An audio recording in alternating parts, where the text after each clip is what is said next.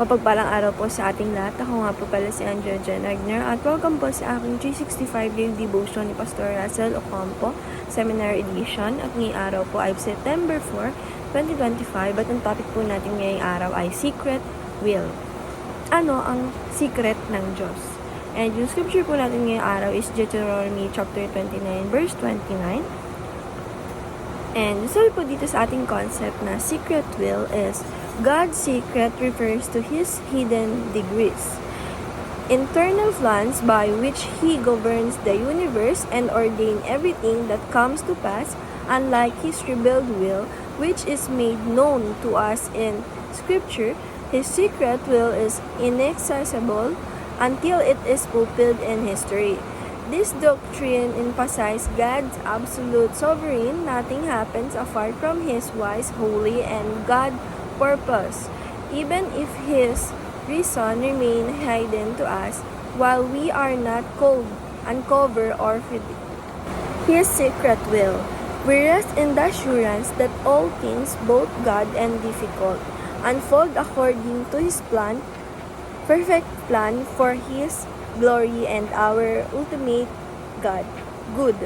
And yung scripture po natin ni araw, sabi po dito sa Deuteronomy chapter 29 verse 29, the secret things belongs to Lord, our God, but the things revealed belongs to us and our children forever, that we follow all the word of this law. Sa Tagalog naman po, ang mga bagay na lihim ay para sa Panginoon nating Diyos, ngunit ang mga bagay na hayag ay para sa atin at sa ating mga anak, magpakailanman upang ating magawa ang lahat ng mga salita ng kautosang ito. And yung sabi po dito sa ating teachings na ito po yung tatlong secret ng ating Panginoon Diyos. Number 1, some secret ay hidden forever.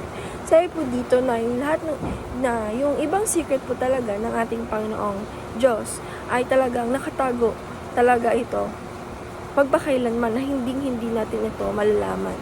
And teaching number 2, some secret are yet to be revealed. Sabi po naman po dito na yung ibang secret naman po is marirevealed. Malalaman din natin to sa katagalan ng katagalan, malalaman natin siya kung ano yung secret na to. And teaching number 3, some secret are revealed in God's people and hidden to others. Sabi naman po dito na ibang secret naman po ay malalaman, marirevealed sa mga believers ng ating Panginoong Diyos and hindi malalaman ng mga unbelievers.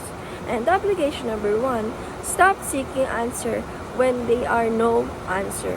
Sabi naman po dito na apply po natin sa life natin or sa sarili natin na magandang i-apply ito na hindi lahat ng bagay ay may kasagutan, na dapat may kasagutan dahil meron pa din dito na walang answer doon sa mga answer na wala talagang kasagutan. And application number 2, submit your future to God with full trust.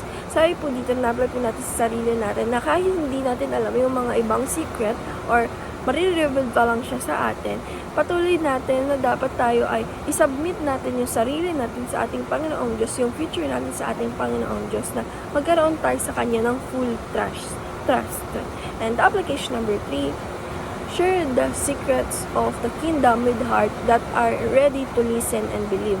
Sabi naman po dito na apply po natin sa sarili natin ay sa life natin na tayo dapat po ay mag-share din ng mga secrets natin na yung kingdom, dapat yung kingdom, nandun yung puso natin na dapat tayo ay ready na mag-listen and mag-believe doon sa mga secret na yon.